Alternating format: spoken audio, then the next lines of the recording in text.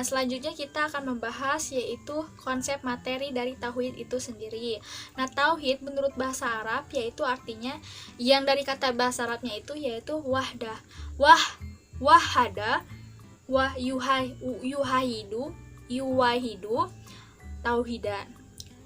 Yang dalam artinya tersebut yaitu adalah menjadikan sesuatu menjadi satu saja. Nah, pada dijelaskan juga di sini ada ulama yang sama sekali tidak setuju dengan bahasa Arab tersebut yang artinya tauhid tersebut. Nah, katanya tidak tepat karena apa? Bisa saja bahwa pengertian itu masuk ke dalam, bisa saja kita bisa menyembah malaikat, kita bisa menyembah kitab, kita bisa menyembah nabi. Karena di situ hanya dijelaskan serinci-rincinya, tidak serinci-rincinya. Nah, di sini juga ada dijelaskan menurut istilahnya yaitu tauhid itu adalah menjadikan Allah satu-satunya Tuhan, tidak ada selain Allah. Jadi hanya Allah Subhanahu wa taala adalah Tuhannya, yaitu kan keesaan, yaitu satu. Tidak ada Tuhan selain Allah. Seperti itu. Lalu selanjutnya kita masuk ke jenis-jenis tauhid itu. Jenis-jenisnya apa aja sih? Terbagi menjadi 2 macam, yaitu tentang rububiyah uluhiyah dan al-asma wa sifat. Nah, yang pertama itu yaitu tauhid yang menekankan keyakinan bahwa Allah Subhanahu wa taala yang menciptakan segala sesuatu ini dengan sesuatu semesta ini, lalu pergerakan matahari dan bulan, yaitu pergantian siang dan malam, serta sesuatu yang terjadi dalam muka bumi ini adalah atas karena kehendak Allah Subhanahu wa taala. Dijelaskan juga di sini dalam Quran surat Al-An'am ayat 1, yaitu yang artinya segala puji bagi Allah yang telah menciptakan langit dan bumi dan yang mengadakan pergantian siang dan malam dan siang, seperti itu. Jadi Allah Subhanahu wa taala yang telah menciptakan semua ini atas kehendaknya pula bisa dijalankan, bisa diterapkan gitu kan. Nah, lalu kita selanjutnya tauhid ini juga menjelaskan bahwa mentauhidkan Allah adalah dalam sesuatu bentuk yang baik, yaitu yang zahir maupun batin. Lalu di sini juga dijelaskan karena ini juga adalah misi dakwah dari para rasul dan diturunkannya kitab-kitab suci dan alasan ditegakkannya jihad di jalan Allah.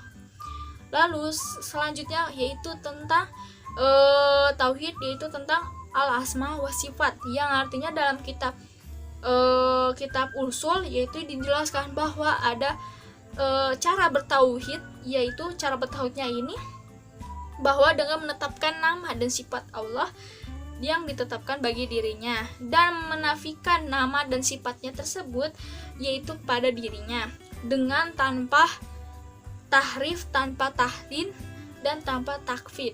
Nah, di sini juga dijelaskan dalam Quran surat Al-A'raf ayat 180 yang artinya yaitu hanya milik Allah nama-namanya yang husna, dan juga maka memohonlah kepadanya agar menyebut nama-namanya. Nah, di situ. Lalu selanjutnya kita masuk ke keutamaannya. Apa sih keutamaan tauhid itu? Keutamaannya itu ada 5, yaitu yang pertama yaitu akan dihapusnya dosa-dosa. Dijelaskan juga di sini dalam hadis dalam ucapan Rasulullah, yaitu wahai Bani Adam, yaitu seandainya engkau datang kepadaku dengan dosa sepenuh bumi, nah lalu sedangkan engkau ketika mati tidak menyekutukan aku dan sedikit pun juga, maka aku pasti akan berikan ampunan kepadamu dengan sepenuh bumi pula. Nah, dijelaskan seperti itu.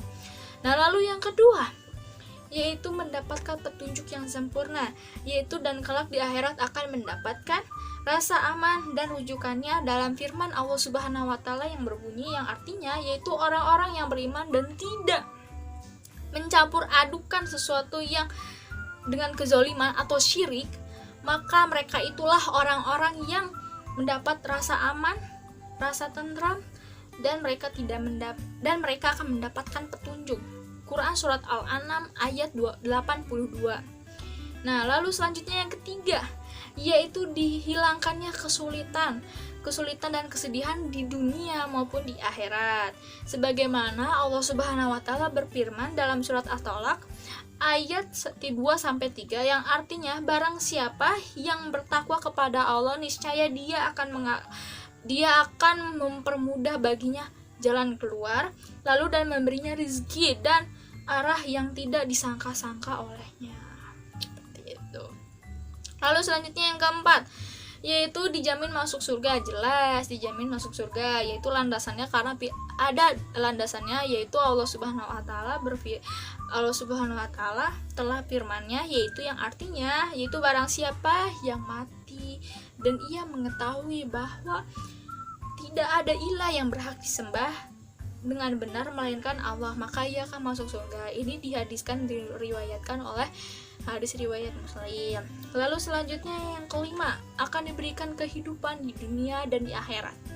Yang artinya Allah Subhanahu wa taala telah berfirman yang artinya yaitu barang siapa yang mengerjakan amal soleh baik laki maupun perempuan, yaitu dalam keadaan beriman, maka pasti akan kami berikan kehidupan kepadanya dan yang baik, dan akan memberikan balasan mereka dengan pahala dengan lebih baik yang telah mereka jalani. Seperti itu Quran surat An-Nahl ayat 97.